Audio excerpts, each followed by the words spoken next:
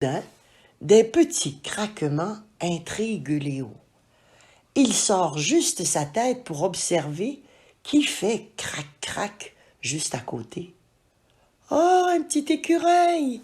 s'exclame-t-il. Hop! En entendant Léo, l'écureuil se fige sur une branche basse et, de peur, en fait tomber sa noisette. Léo aussi se fige. Il s'observe. Hop, hop. L'animal repart tout à coup en bondissant. Il traverse le jardin et s'élance d'une branche à une autre dans l'arbre du voisin. Léo sort de son poste d'observation. Il a envie de revoir l'écureuil. Pour l'attirer, il dépose la noisette sur le muret et retourne se cacher. Mais maman l'appelle. « Léo, il commence à pleuvoir, il faut rentrer. » « Oh non, pas déjà, soupire Léo. Tant pis, le petit écureuil est parti, mais tant mieux, j'ai trouvé un trésor, Doudou. C'est celui de l'écureuil. Nous sommes des vrais pirates, youpi! Abracadabra dans les bois. Surprise, Pauline est là. Léo saute de joie. Aujourd'hui, c'est elle qui le garde. Elle a prévu une balade dans les bois. Elle a pris son panier en osier. Il y aura peut-être des trésors à ramasser. Pourtant, Léo n'a pas très envie de sortir maintenant. Il voudrait bien continuer à regarder son dessin animé. Alors, il râle un petit peu en arrivant dans la forêt. « Je suis fatigué, j'ai froid, même Doudou est gelé. On rentre à la maison? » « On vient juste d'arriver, Léo. »« Allez, jouons, dit Pauline. Aujourd'hui, nous sommes les magiciens du bois et Doudou est notre assistant. Ferme les yeux et choisis une formule magique. »« Abracadabra dans les bois, propose Léo. »« Fantastique, lui répond Pauline. Maintenant, cherchons nos baguettes magiques. » Léo trouve un premier bâton, puis il en voit un autre entre deux buissons. En l'attrapant, son bras passe à travers un rayon de soleil.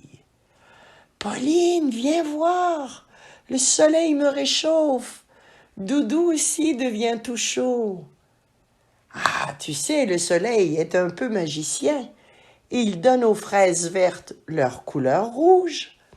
Après l'hiver, grâce à ses rayons, il réveille la nature, les bourgeons et même les hérissons. La chaleur est agréable sur les mains de Léo, son visage et son dos. Le soleil lui donne plein de force. Alors, il court dans le chemin, tellement vite que Pauline en est tout essoufflée. « Oh, on fait une pause, Léo, j'ai besoin de respirer. » « Oui, une pause magique.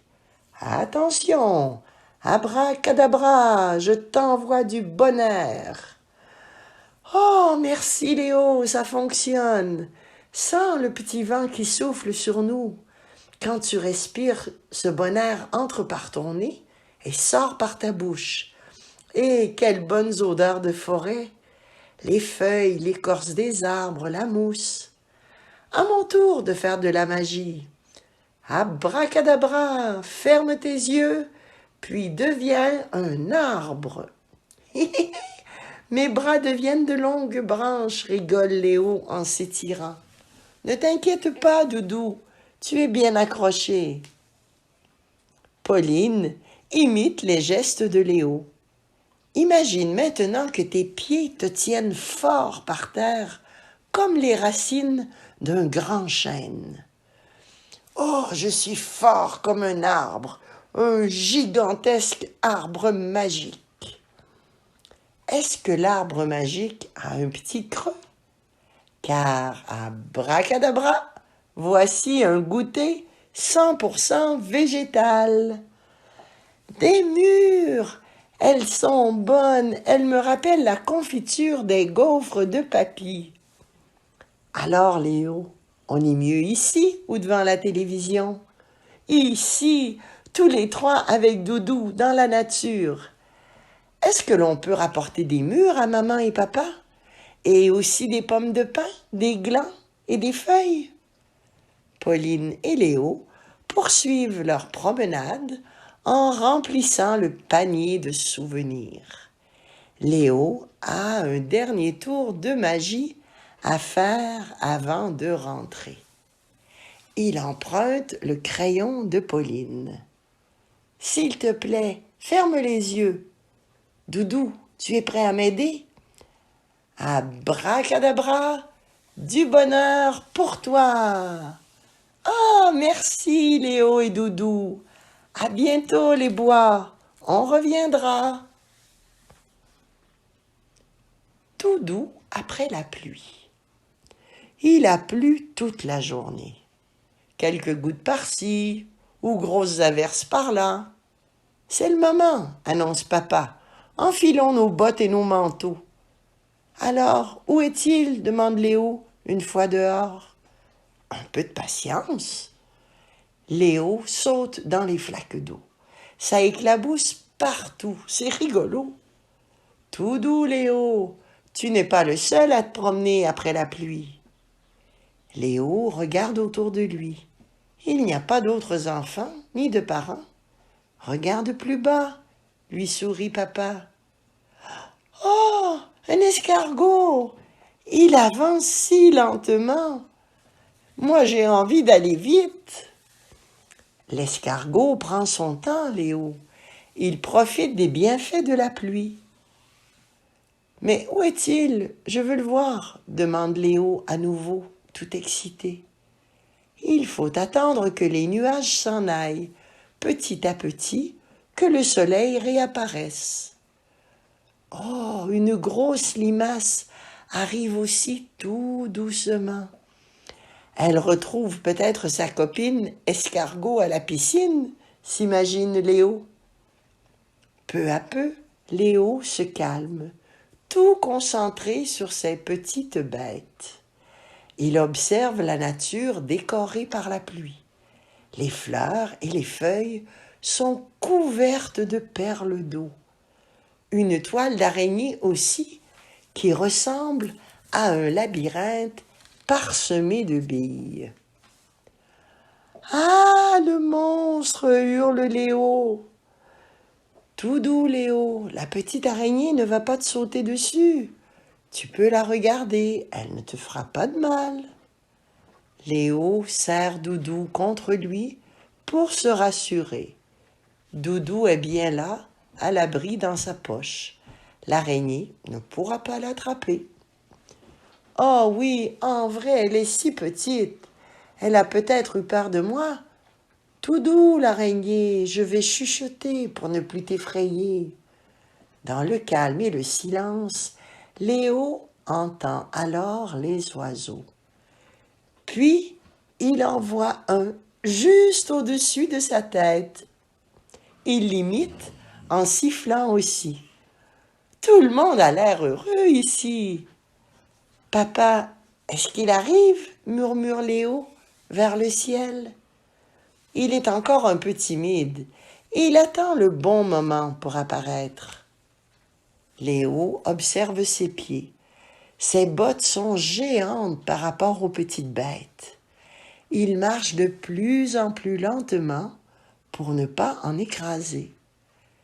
Cette flaque doit ressembler à un lac pour un escargot ou une limace, pense Léo.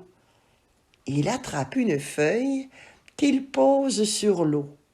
Elle flotte. « Voici un bateau, » dit-il. Il dispose ensuite plusieurs cailloux juste au milieu. Voici une île, puis un bâton entre l'île et le rivage. Voici un pont. Il ajoute une pomme de pin et voilà un arbre. Léo s'amuse tranquillement. Il en oublie ce qu'il attendait impatiemment. Regarde le ciel, dit papa. L'arc-en-ciel, il est enfin là. Regarde, Doudou, comme c'est beau. Tout doux, l'arc-en-ciel, prends ton temps. Je voudrais que ce moment dure longtemps, longtemps. Toujours dans mon cœur. La maison des grands-parents de Léo ressemble à un zoo. Il y a des animaux partout, c'est rigolo. Léo aime beaucoup y aller, mais cette fois, il se sent un peu inquiet, car il va y rester tout un week-end sans maman ni papa. Mamie le prend dans ses bras. Même quand tes parents ne sont pas là, tu es toujours dans leur cœur. Et eux, ils sont là toujours dans le tien. Rappelle-toi la première fois où tu es venu seul une journée, lui suggère papy. Une petite chèvre était née et on avait changé la paille du poney, se souvient Léo. Faisons pareil, tu verras, tu auras plein d'histoires à raconter à papa et maman. Léo accompagne mamie et papy dans le pré. Papy propose à Léo de brosser le poney. La dernière fois, Léo avait eu peur de le faire. Il avait juste regardé. Mais aujourd'hui, il veut essayer. Léo passe lentement la brosse sur la crinière et le dos du poney. Ses poils sont presque aussi doux que Doudou. À la fin, le poney est tout beau et Léo se sent mieux. La petite boule qui était dans son ventre disparaît petit à petit. Tu sais, papy, j'aime bien m'occuper de lui. Oh, bravo, Léo, je suis fière de toi. Tu t'es très bien débrouillé. Regarde, la petite chèvre t'appelle. Je pense qu'elle se souvient de toi. Léo lui sourit. Tu as vu comme j'ai grandi, dit-il à la petite chèvre. Puis il se tourne vers papy. Mais pourquoi est-elle toute seule? Où est sa maman? Oh, elle n'est plus un bébé, Léo. Elle n'a plus besoin de téter. Elle mange comme une grande maintenant. Sa maman n'est pas loin. Elle croque l'herbe fraîche dans le champ du voisin. Léo la console tout de même. Ne t'inquiète pas, petite chèvre. C'est comme pour moi. Ta maman n'est pas là, mais elle ne t'oublie pas. Léo se sent fort et courageux comme la petite chèvre. Il y a une surprise cachée par là, chuchote mamie. Léo s'approche doucement vers une caisse en carton. Dedans, il y a 6 petits chatons et leur maman. Léo sent le chagrin revenir. Il serre fort Doudou contre lui quand un des bébés chats s'approche en ronronnant. Léo le prend dans ses bras. Il sent la petite boule chaude et douce contre lui. Son ronron le réconforte. Peu à peu, dans son cœur, plus de tristesse. Alors, Léo se tourne vers mamie avec un grand sourire. Tu sais, mamie, tous tes animaux, ils seront toujours dans mon cœur.